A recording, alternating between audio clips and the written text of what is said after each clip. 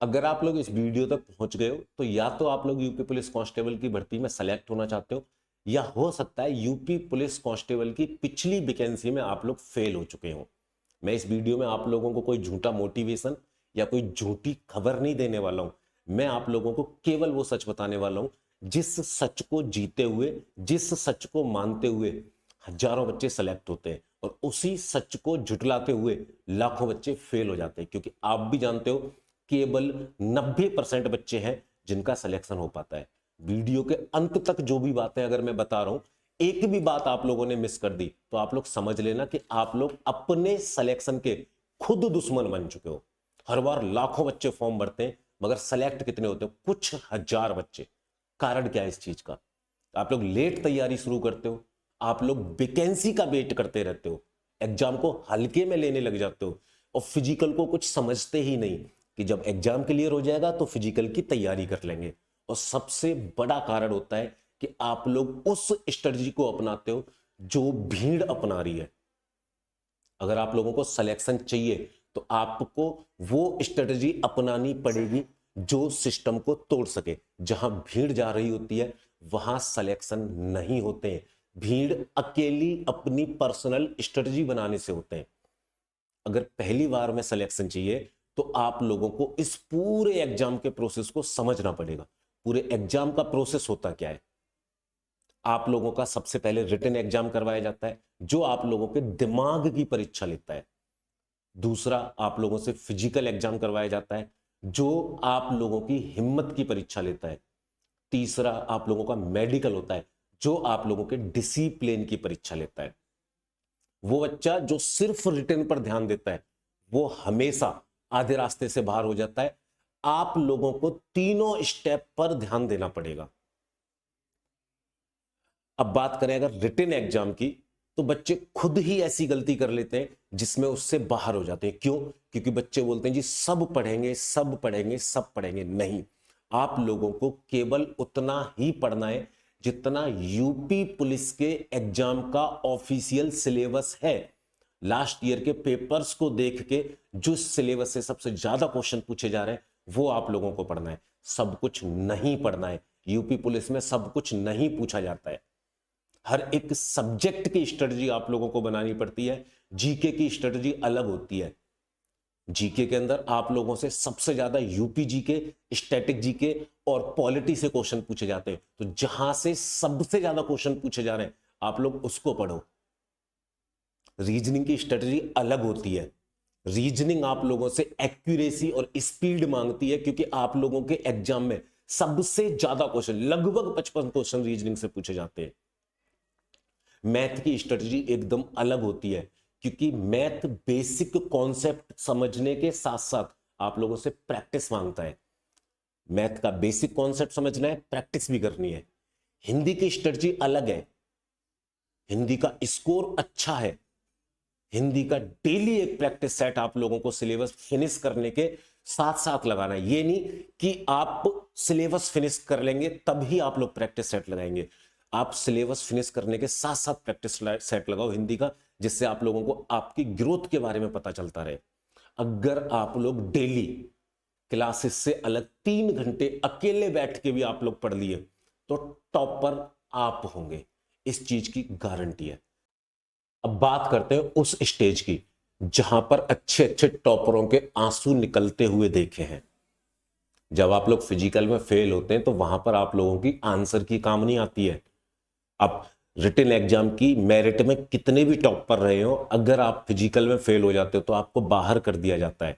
ये second stage भी उतनी ही इंपॉर्टेंट होती है जितनी फर्स्ट स्टेज रिटन एग्जाम की होती है। जो लोग आज पसीने से डर जाएंगे वो लोग कभी भी वर्दी नहीं पहन सकते। फिजिकल की तैयारी डेली करो, डेली दौड़ लगाओ।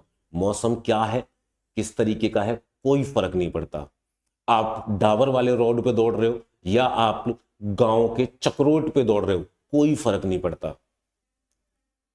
आपको 2 से 3 चीजों का ख्याल रखना है। आपको अपने आप को इंजर्ड नहीं करना है रेस लगाते लगाते। आपको अपना वेट भी कंट्रोल रखना है क्योंकि कई सारे बच्चे अपने वेट की वजह से रेस नहीं लगा पाते। और दौड़ लगाते समय सही साइज के जूते आप लोगों को पहनने हैं। और टाइमिंग तो सबसे मोस्ट इंपोर्टेंट है, क्योंकि आप लोगों से 25 मिनट के अंदर दौड़ लगवाई जाएगी। दूसरा स्टेज यह है जिसको आप लोगों को पूरे जी जान के अंदर पास करना ही पड़ेगा। एक बार फिर बोलूंगा, जो बच्चे आज पसीने से डर गए वो कल वर्दी पहनने के लायक है ही नहीं। मेडिकल एग्जाम की अगर आप लोग बात करेंगे तो मेडिकल वो स्टेज है जहां बिना तैयारी के बच्चे चुपचाप बाहर हो जाते हैं। क्यों? सबसे पहला रीजन आप लोगों का यहां पे बनता है फ्लैट फुट। दूसरा आप लोगों का बन जाता है कई बार ओवरवेट। तीसरा बन जाता है कई बार आई साइड, जिनको हम लोग कभी ध्यान नहीं देते। आज के जमाने में मेडिकल पे जाने से पहले, मेडिकल एग्जाम में जाने से पहले अपनी आई टेस्ट जरूर करा लीजिएगा। बीपी इशू आजकल हर एक बच्चे को लगभग मिल जाते, तो उन चीजों का भी आप लोगों को ध्यान रखना है। सेलेक्टेड बच्चा जब मेडिकल में बाहर निकलता है ना 2 स्टेज पार करने के बाद, तो यूं मान लीजिए कि उसकी तैयारी जितनी भी पिछले 4-5 महीने की होती है सब बेकार चली जाती है। एक तरीके से वो दूसरी वैकेंसी की तैयारी करने के लिए भी टूट चुका होता है। क्यों? क्योंकि उसने इतनी मेहनत की होती है और आखिरी स्टेज पर वो बाहर हुआ होता है। लास्ट में मैं आप लोगों को 3 से 4 बातें ही बोलूंगा। आप लोग नोटिफिकेशन का वेट करना बंद कर दीजिए, आज नहीं तो कल नोटिफिकेशन आना ही है।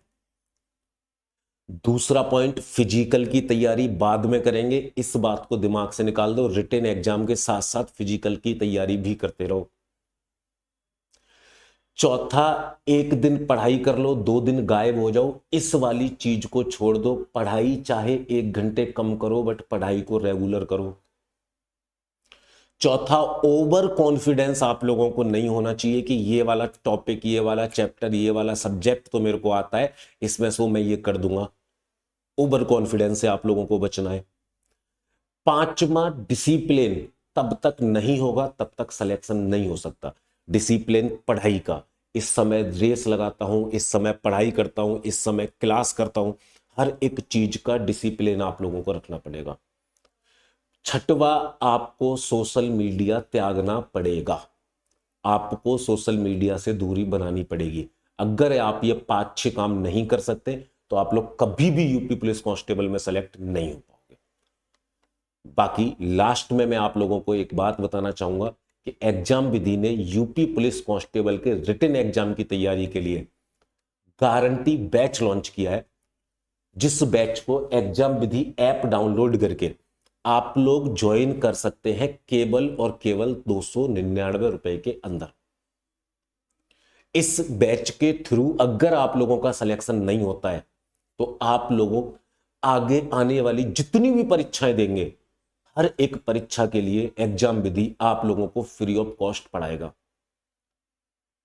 इस बैच के अंदर हर सब्जेक्ट की live recorded class, practice class, revision class, doubt class, हर एक सब्जेक्ट के hand written notes, 1 liner notes, objective notes, e book, सब कुछ आप लोगों को प्रोवाइड किया जाएगा।